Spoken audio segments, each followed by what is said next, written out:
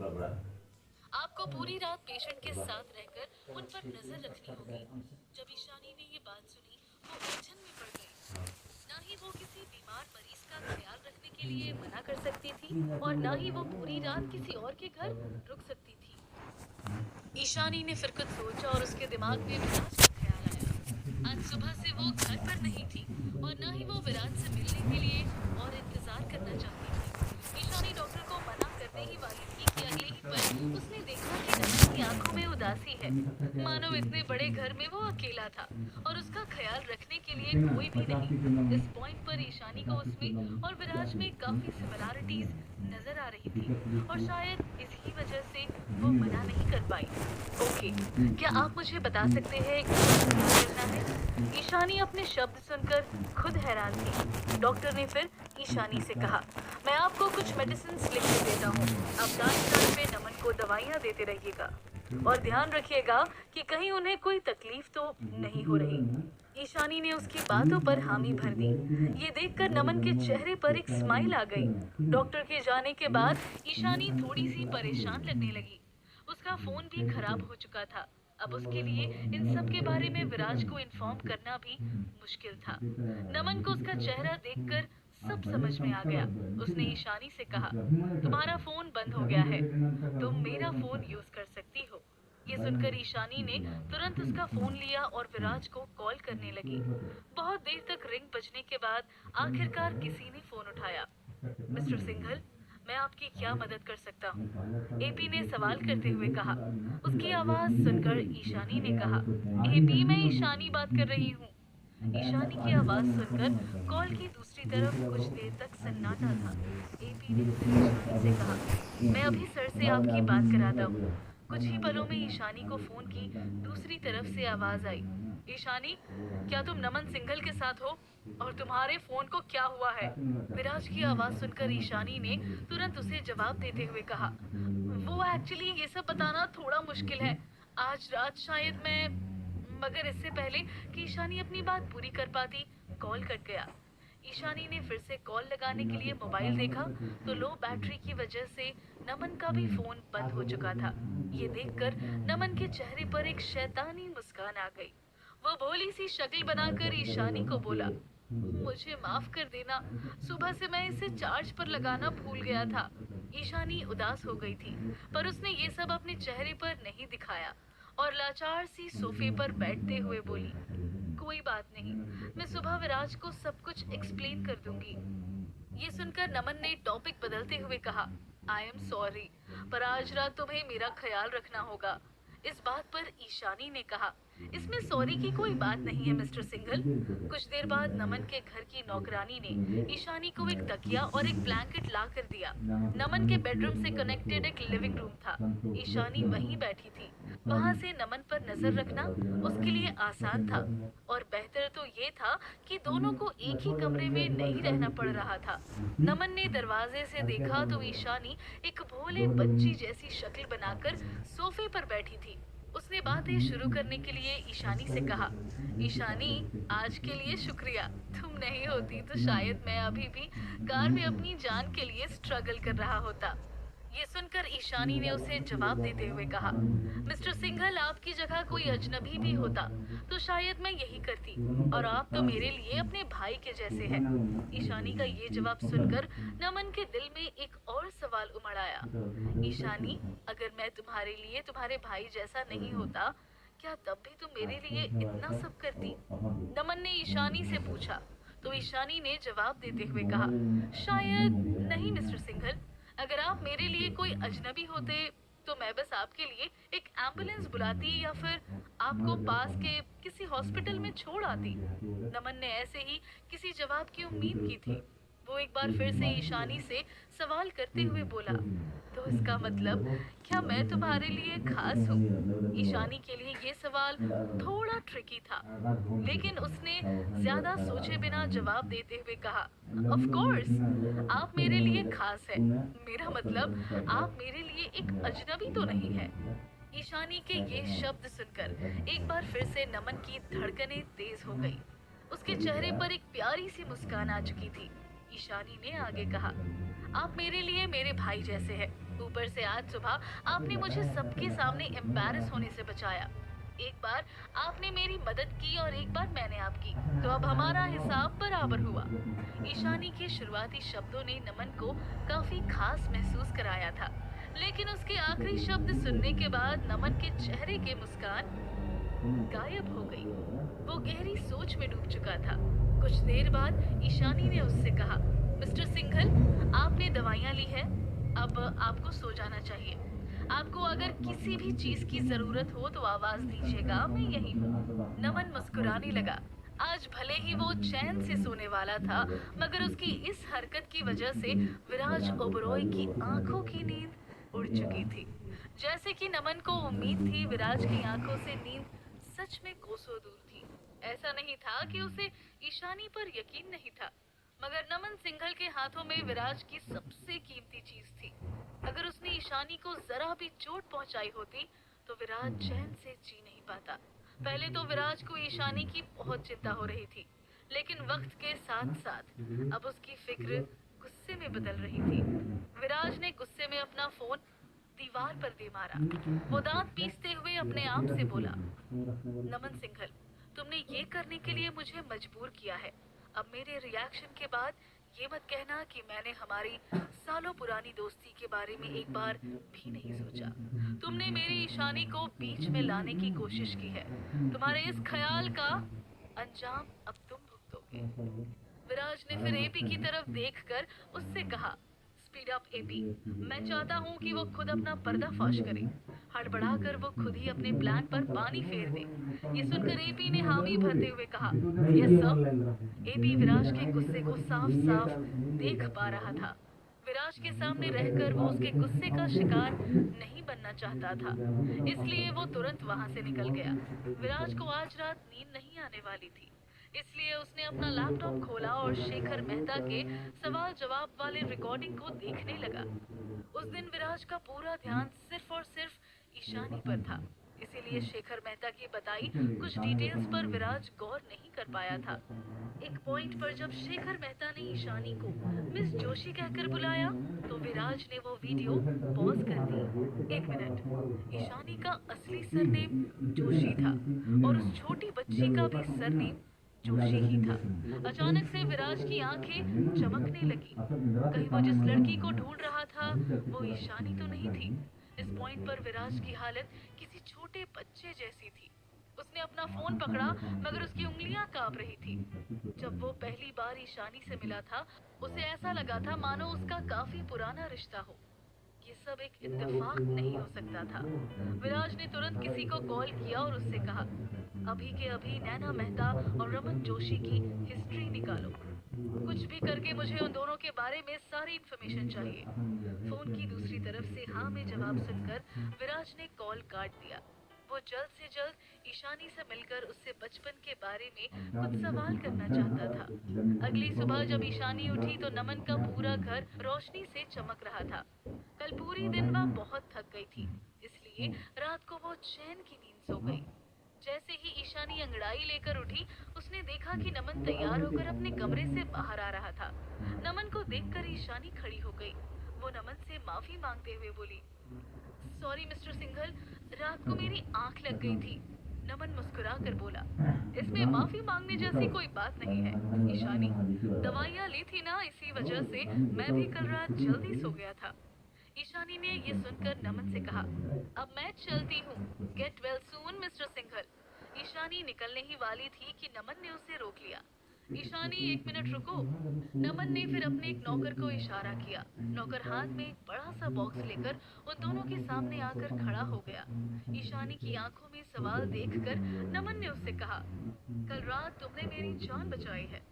इतना ही नहीं, तुम पूरी रात मेरा ख्याल रखने के लिए घर पर भी रुकी। तुम अगर मदद नहीं करती तो शायद मुझे एक दो दिन के लिए हॉस्पिटल में एडमिट होना पड़ता। कल जब तुम चार्ल्स सर के साथ बात कर रही थी, मैंने सुना कि तुम्हें उनकी पेंटिंग्स बहुत पसंद है। मेरे पास उनके कुछ आर्ट वर्क्स है। उम्मीद है कि ये तुम्हें पसंद आएंगे। जब ईशानी ने नमन की कही ये बात सुनी, तो उसकी खुशी का ठिकाना नहीं रहा। मिस्टर चार्ल्स एक बहुत जाने माने आर्टिस्ट नहीं थे।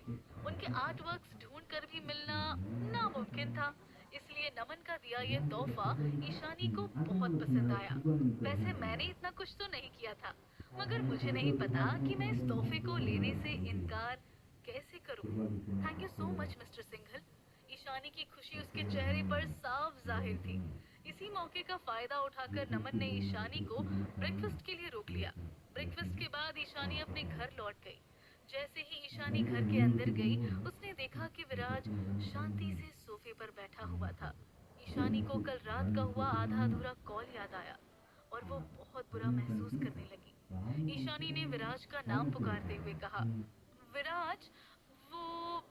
मगर इससे पहले कि ईशानी अपनी बात पूरी कर पाती, विराज भागकर उसके पास आया। ईशानी हैरानी में उसके अगले कदम को समझने की कोशिश कर ही रही थी कि तभी विराज ने जोर से ईशानी को गले लगा लिया। इससे पहले कि ईशानी कुछ समझ पाती, विराज अपने चेहरे को ईशानी की बाहों में छुपा चुका था।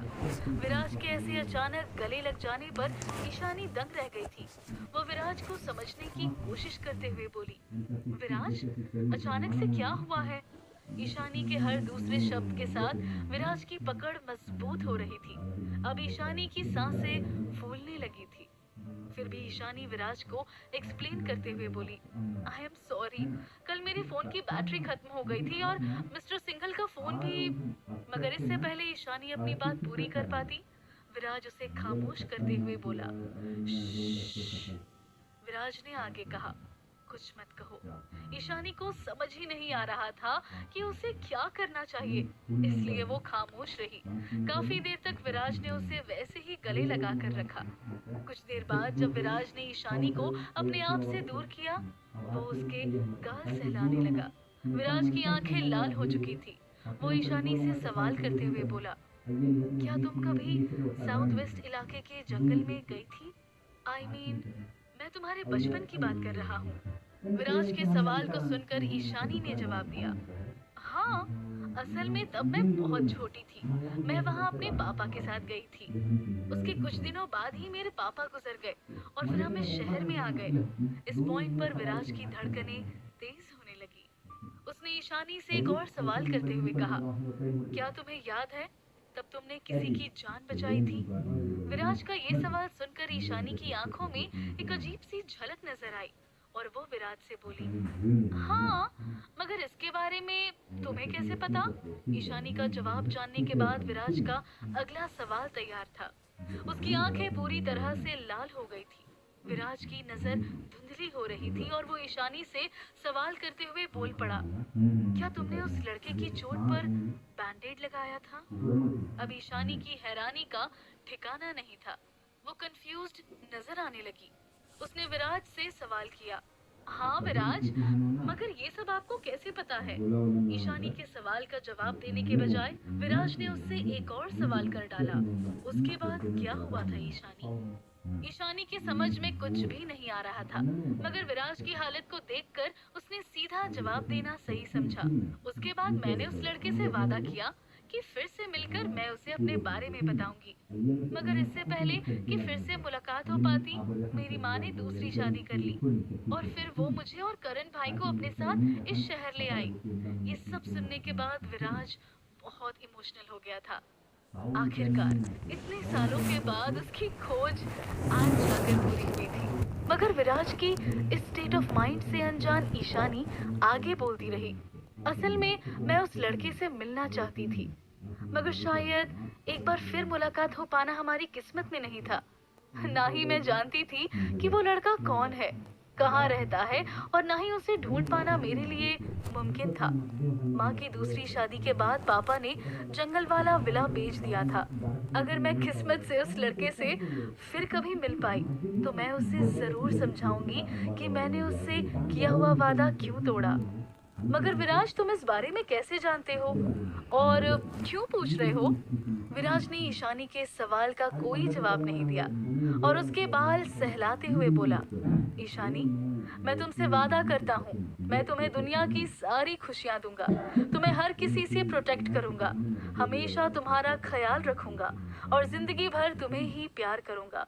ईशानी विराज के इन सभी शब्दों का मतलब तो समझ पा रही थी, मगर उसके किए हर वादे की इंटेंसिटी ईशानी की समझ के बाहर थी, लेकिन इस वक्त वो एक चीज साफ साफ समझ रही थी कि वजह कुछ भी हो, मगर विराज जो भी कह रहा था वो उसे निभाने वाला था। क्या विराज और ईशानी का रिश्ता ऐसे ही मजबूत होता रहेगा?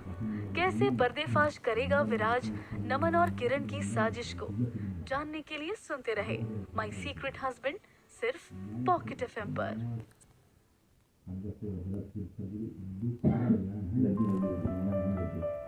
विराज के अचानक से किए हुए इन वादों को सुनकर ईशानी कंफ्यूज हो चुकी थी। उसने विराज के चेहरे की तरफ देखा तो ईशानी ने फिक्रमंद होकर उससे सवाल किया, क्या तुम कल रात सोए नहीं? विराज की तरफ देखते हुए ईशानी को इस बात का एहसास हुआ कि उसने अभी भी वही कपड़े पहने हुए थे जो उसने कल पहने थे। इसलिए ईशानी ने अंदाजा लगाते हुए ये सवाल किया, और उसका अंदाजा सही था। सोना तो दूर की बात थी, ईशानी के लिए परेशान विराज अपने कमरे में तक नहीं गया था। ईशानी के सवाल का जवाब देते हुए विराज ने नौटी अंदाज में कहा, मैं तो पूरी रात तुम्हारा ही इंतजार कर रहा था कि जब तुम घर आओगी हम दोनों साथ में सोएंगे। विराज का ये जवाब सुनकर ईशानी दंग रह गई। उस बेचारी की समझ में नहीं आ रहा था कि उसे क्या कहना चाहिए।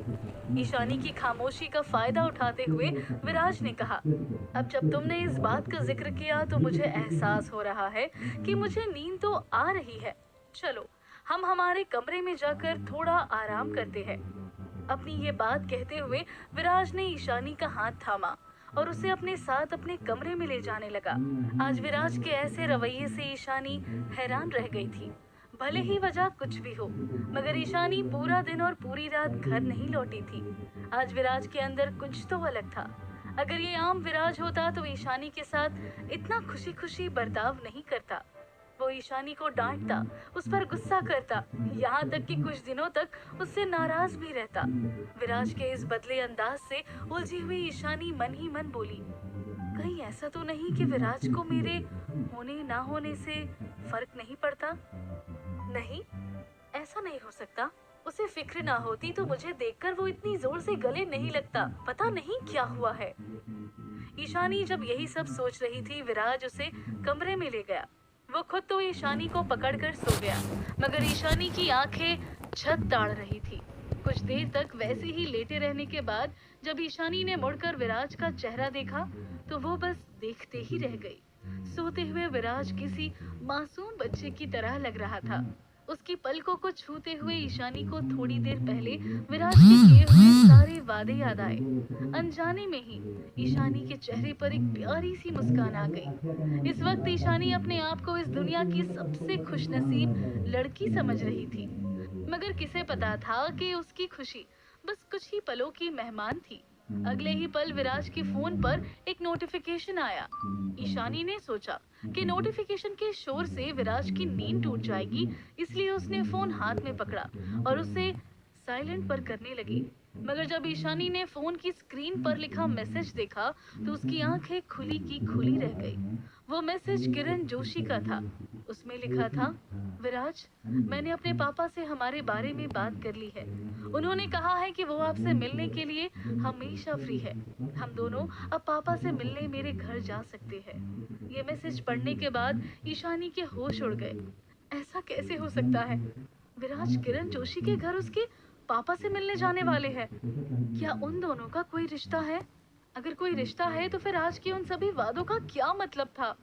ईशानी के मन में इस पल हजारों सवाल घूम रहे थे। शायद विराज ने बहुत सारे वादे सिर्फ पति के नाते किए थे, लेकिन उसका असली प्यार किरण थी। ईशानी की आंखों में अगले ही पल आंसू आ गए। विराज के चेहरे की तरफ देखते हुए मन ही मन में बोली, ईशानी, ये सब तुम्हारी गलती है। तुमने ही अपनी उम्मीदों को जरूरत से ज्यादा बढ़ा लिया था। विराज ने सिर्फ तुम्हारे भाई को ट्रीटमेंट के लिए जर्मनी भेजा है। एहसान है उनका तुम पर। किसी की अच्छाई को उनका प्यार समझ बैठना तुम्हारी बेवकूफी है। कुछ ज्यादा ही लालची हो गई थी तुम कि विराज ओबरॉय से प्यार की उम्मीद कर बैठी थी। ये सब सोचते सोचते ईशानी कुछ देर तक वैसे ही लेटी रही। एक पॉइंट पर जब ईशानी को ऐसा लगा कि अब वो और नहीं सह सकती, वो उठकर कमरे से बाहर चली गई। बाहर चलते हुए ईशानी गार्डन की तरफ जाने लगी। रास्ते में उसके आसपास से गुजर रहा हर नौकर झुककर ईशानी को ग्रीट कर रहा था। आज ईशानी को इस बात का एहसास हो चुका था कि सिर्फ विराज की पत्नी होने की वजह से ये सब उसकी इज्जत करते हैं। आगे जाकर किसी दिन विराज उसे छोड़ दे तो इनमें से कोई भी ईशानी को एक नजर देखेगा तक नहीं। यही सब सोचते हुए अचानक से एक BMW कार ईशानी के सामने आकर रुकी। कार की खिड़की के शीशे नीचे हुए और ईशानी को एक जाना पहचाना चेहरा नजर आया। ये चेहरा किसी और का नहीं, किरण जोशी का था। उसे देखकर ईशानी बोल पड़ी, तुम यहाँ क्या कर रही हो? अगर कल किरण जोशी ने ईशानी के साथ वो सब नहीं किया होता तो एक ही दिन में ईशानी इतना सब कुछ फेस नहीं करती। ईशानी के सवाल का जवाब देते हुए किरण जोशी ने अपने हमेशा के तेवर में कहा, मैं यहाँ क्यों हूँ? क्या करने आई हूँ? इन सब से तुम्हारा क्या लेना देना है? बेहतर होगा तुम अपने काम से काम रखो। किरण जोशी के ऐसे बदतमीजी भरे शब्द सुनकर ईशानी खामोशी से उसे देखने लगी। किरण जोशी ने ईशानी को गुस्सा दिलाने के लिए कहा, बाय द वे, मैं तुम्हें कुछ बताना चाहती हूँ। विराज ने मुझसे वादा किया है कि वो मेरे घर आकर मेरे पापा से मिलना चाहते हैं, और इसका मतलब क्या होता है ये तो तुम्हें पता ही होगा। किरण के ये शब्द सुनने के बाद ईशानी के दिल में दर्द सा उठा। ईशानी के चेहरे का उतरा रंग देखकर किरण ने कहा, विराज ओबरॉय जल्द ही तुम्हें छोड़ देगा। अगर और साफ शब्दों में कहूँ तो वो तुम्हें डिवोर्स देने वाला है। वैसे भी मैंने तो तुमसे पहले ही कहा था, मगर तुमने मेरी बात नहीं सुनी। इसलिए किस्मत ने ही तुम्हें तुम्हारी असली जगह दिखाने का फैसला कर लिया। अपने आखिरी शब्द कहते हुए किरण जोशी जोर जोर से हंसने लगी। ईशानी का दिल दुखाकर किरण को बहुत मजा आ रहा था। अब जब उसे मौका मिल ही गया था तो वो ईशानी को नीचा दिखाने का एक भी चांस नहीं छोड़ना चाहती थी। किरण ने आगे कहा, तुम्हें पता है मेरी और विराज की शादी के बाद क्या होगा? सबसे पहले तो तुम इस घर से बाहर जाओगी और मेरी उंगली में एक डायमंड रिंग आएगी, जो एक असली बीवी की उंगलियों में होती है। इस पॉइंट पर ईशानी को ऐसा लग रहा था कि किरण के शब्द उसके दिल को नोच रहे हैं। जिन हालातों में ईशानी और विराज की शादी हुई थी, वो दोनों तो एक दूसरे के साथ अपने रिश्ते के बारे में भी काफी दिनों तक नहीं जानते थे। इसलिए ईशानी की उंगली में एक वेडिंग रिंग कभी थी ही नहीं। किरण अपने ही मजे में थी। उसने अपनी उंगलियां ईशानी के सामने लहराते हुए कहा, ये देखो मेरी रूबी की रिंग कैसी लग रही है। ईशानी ने उस चमचमाती रिंग और किरण की मचलती हुई उंगलियों को देखकर बस एक ही बात कही, कॉन्ग्रेचुलेशंस। ईशानी की इस मुबारक बात को सुनकर किरण ने बड़े ही घमंड से कहा, ओ, मैं तुम्हारे इस कॉन्ग्रेट्स पर सिर्फ शुक्रिया नहीं करूंगी, मैं विराज से तुम्हारे लिए एक रिक्वेस्ट करूंगी कि वो तुम्हें तलाक के बाद अच्छी खासी रकम दे, ताकि तुम्हारी जिंदगी मुश्किल ना हो। ये बात सुनकर ईशानी ने एक स्माइल के साथ किरण की तरफ देखा। अगले ही पल किरण अपनी कार से नीचे उतरी और ईशानी की तरफ देखकर दांत पीसते हुए बोली, अब इस घर की और ओबरॉय खानदान की नई मालकिन हूँ मैं। मेरे सामने तो वो नायरा सिंघल भी कुछ नहीं है। जल्द ही किसी कचरे की तरह मैं तुम्हें भी इस घर से बाहर फिकवा दूंगी ईशानी। किरण की कही ये बात सुनकर ईशानी ने अपनी उदासी को छुपाते हुए बड़े ही कॉन्फिडेंस के साथ कहा, वेलकम मैडम, इतनी नौबत में आने ही नहीं दूंगी। जिस दिन विराज खुद मुझे डिवोर्स के कागजात देगा, मैं बिना कुछ बोले यहाँ से चली जाऊंगी। ईशानी की ये सारी बातें किरण के लिए किसी चुटकुल्ले जैसी थी। उसने टेढ़ी मुस्कान के साथ ईशानी से कहा, just wait and watch Ishani, तुम्हारी भाषा में कहूँ तो बस इंतजार करो। कुछ दिनों के बाद तुम्हें भी पता चल ही जाएगा कि तुम्हारी असली औकात क्या है। इतना कहकर किरण वापस से अपनी कार में बैठी और हवा के साथ बातें करने वाली तेजी के साथ वहां से निकल गई। उसके जाने के बाद काफी देर तक ईशानी वैसे ही खड़ी रही। आज किरण के साथ हुई सारी बातें ईशानी को अपने फ्यूचर के बारे में सोचने पर मजबूर कर रही थी। मगर एक बात पर ईशानी श्योर थी, भले ही विराज का कोई भी फैसला हो, वो हमेशा उसको रिस्पेक्ट करने वाली थी। विराज के उस पर कई सारे एहसान थे। पहले तो उसने करण की ट्रीटमेंट के लिए वो सब किया था जो ईशानी इस पूरे जन्म में कभी नहीं कर पाती। दूसरी बात, विराज ने उस दिन गुंडों से ईशानी की इज्जत बचाई थी। और तीसरी बात, विराज की वजह से ईशानी चार्ल्स से मिल सकी थी। ईशानी ने सोचा कि जब तक उसके पास वक्त है वो ध्यान देकर चार्ल्स से डिजाइनिंग सीखेगी। उसे आगे जाकर करण का ख्याल भी रखना था, चाहे जो हो जाए। ईशानी की बेइज्जती हो या फिर विराज उसका दिल तोड़े, उसे अपनी जिंदगी अच्छी तरह से जीनी थी। ईशानी के सामने से जाने के बाद किरण मेन डोर से अंदर जाना चाहती थी। अब जब विराज ने उसके लिए पहल की थी तो किरण इस मौके का बहुत अच्छे से फायदा उठाना चाहती थी। इसलिए आज वो विराज से मिलकर उसे सरप्राइज देने के लिए खुद ही यहाँ आई थी। मगर जैसे ही किरण अपनी कार अंदर ले जाने लगी, दरवाजे के बाहर खड़े सिक्योरिटी गार्ड्स ने उसका रास्ता रोक लिया। किरण ने चिढ़कर अपनी कार की विंडो खोली और उन्हें बोली, दरवाजा खोलो, मुझे विराज से मिलना है।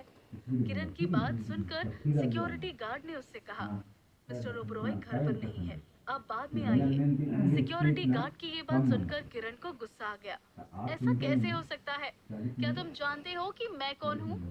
मैं आगे जाकर इस घर की मालकिन बनने वाली हूँ। मुझे घर के अंदर जाने से रोकने की तुम्हारी हिम्मत कैसे हुई? क्या तुम्हारी जीने की इच्छा मर गई है? चुपचाप दरवाजा खोलो। किरण को नहीं पता था कि उसकी ऐसी बड़ी बड़ी बातों का इन सिक्योरिटी गार्ड्स पर कोई फर्क नहीं पड़ने वाला था। सिक्योरिटी गार्ड ने किरण से एक बार फिर से कहा, आप आगे जाकर क्या बनने वाली है इस बात से हमें कोई फर्क नहीं पड़ता। मिस्टर विराज इस वक्त घर पर नहीं है। इस पॉइंट पर किरण का गुस्सा सातवें आसमान पर पहुंच चुका था। कल जो भी हुआ उसके बाद अब किरण हवाओं में उड़ने लगी थी और अब उसे ना सुनना जरा भी पसंद नहीं आ रहा था। वो गुस्से में तमतमाते हुए कार से नीचे उतरी। किरण का हाथ उस सिक्योरिटी गार्ड को थप्पड़ मारने के लिए उठा, लेकिन उस हट्टे कट्टे सिक्योरिटी गार्ड के सामने किरण किसी सूखे हुए पत्ते की तरह थी। उस सिक्योरिटी गार्ड ने बड़े ही आसानी से किरण का हाथ पकड़ लिया। वो सिक्योरिटी गार्ड अदब से बोला, मिस किरण, अपने आप को संभालिए। किरण का हाथ सिक्योरिटी गार्ड की पकड़ में छटपटा रहा था। वो चिल्लाकर बोली, तुम्हारी मुझे रोकने की हिम्मत कैसे हुई? मैं तुम्हें अच्छे से याद रखूंगी। एक बार मैं ओबरॉय खानदान की बहू बन जाऊं, फिर तुम्हें दिखाती हूँ कि मैं क्या क्या कर सकती हूँ। किरण की कही ये बात सुनकर सिक्योरिटी गार्ड ने उसका हाथ छोड़ दिया और बोला, मिस किरण, मुझे भी उस दिन का इंतजार रहेगा जब आप ओबरॉय खानदान की बहू बन जाएंगी। उस दिन मुझे आपको रोकने की कोई जरूरत नहीं होगी, लेकिन आज आपको एंट्री नहीं मिलेगी। अब किरण के गुस्से का पारा चढ़ चुका था। किरण चिढ़कर उससे बोली, मैं यहाँ से नहीं जाऊंगी, जो करना है कर लो। किरण की ये बात सुनकर और भी सिक्योरिटी गार्ड्स उसकी तरफ आने लगे। भले ही वो कितनी भी बड़ी बड़ी बातें कर ले, लेकिन इतने सारे हट्टे कट्टे सिक्योरिटी गार्ड से निपटना किरण के बस की बात नहीं थी। घबराकर किरण ने अपना पर्स अपने सीने से लगा लिया और उन सबको धमकाते हुए बोली, जहाँ हो वहीं रुक जाओ। अगर किसी ने भी मेरी बात मारने की कोशिश की तो तुम सबकी शिकायत विराज से कर दूंगी। विराज पिछले 18 सालों से मुझे ढूंढ रहा है। अगर उसे पता चल गया कि तुम लोगों ने मेरे साथ क्या करने की कोशिश की है तो तुम सबकी हड्डियां तोड़ देगा। फिर मत कहना कि मैंने वार्न नहीं किया था। किरण वहां पर तमाशा कर रही थी। ईशानी ने ये सब शोर सुन लिया था, मगर उसने अपने आप को इन सब से दूर रखना ही सही समझा। वैसे भी तमाशा करना किरण के लिए कोई नई बात नहीं थी। ईशानी चुपचाप वहां से अंदर जाने लगी। उसे देखकर किरण ने उन सिक्योरिटी गार्ड से कहा, एक मिनट, ये लड़की अंदर क्यों जा रही है? रोको उसे। विराज जल्द ही इस लड़की को तलाक देने वाला है। अगर तुम सब में हिम्मत है तो उसे रोक कर दिखाओ। किरण की ये बात सुनकर वो सारे सिक्योरिटी गार्ड्स उसे इस तरह देखने लगे मानो वो पागल खाने से भागी कोई मरीज हो। उनमें से एक सिक्योरिटी गार्ड ने किरण से कहा, हम उन्हें क्यों रोकेंगे? वो विराज सर की वाइफ और हमारी मालकिन है। अगर आप उन्हें इस घर से बाहर निकालना चाहती है तो आपको मिस्टर ओबरॉय से बात करनी होगी। वैसे क्या आपको पता है अशोक मार्ग कहाँ है? अशोक मार्ग? ये सुनकर किरण कंफ्यूज हो गई। उसने सिक्योरिटी गार्ड से सवाल करते हुए कहा, अशोक मार्ग का इन सब बातों से क्या लेना देना है? किरण के सवाल का जवाब देते हुए सिक्योरिटी गार्ड ने कहा, वहाँ देश का सबसे अच्छा पागल खाना है। मुझे उम्मीद है कि आप जैसे मरीजों के लिए वही सही जगह है। अगर आप चाहती हैं तो मैं आपको डिटेल में वहाँ का पता दे सकता हूँ। अब किरण का खून खौलने लगा था। इस घर के सिक्योरिटी गार्ड तक उसका मजाक उड़ा रहे थे। वो गुस्से में जाकर अपनी कार में बैठ गई और वहां से चली गई। वो जा तो रही थी मगर उसकी आंखों में बदले की आग जल रही थी। जब विराज की नींद खुली तो उसकी आंखें और हाथ ईशानी को ढूंढने लगे, मगर आसपास ईशानी को ना पाकर विराज बेसब्र हो गया। वो बार बार ईशानी का नाम पुकारने लगा। ईशानी, ईशानी, कहाँ हो ईशानी? एपी ने विराज की आवाज सुन ली और वो तुरंत उसके कमरे में चला गया। विराज ने एपी से सवाल करते हुए कहा, वो कहाँ है? विराज का ये सवाल सुनकर कुछ देर के लिए एपी चुप रहा। आखिर कहाँ चली गई थी ईशानी? क्या फिर से गलतफहमियों का शिकार बनेगा ईशानी और विराज का रिश्ता? कब तक किरण और नमन की साजिशें बनती रहेगी विराज और ईशानी के प्यार की दुश्मन? जानने के लिए सुनते रहिए माय सीक्रेट हस्बैंड सिर्फ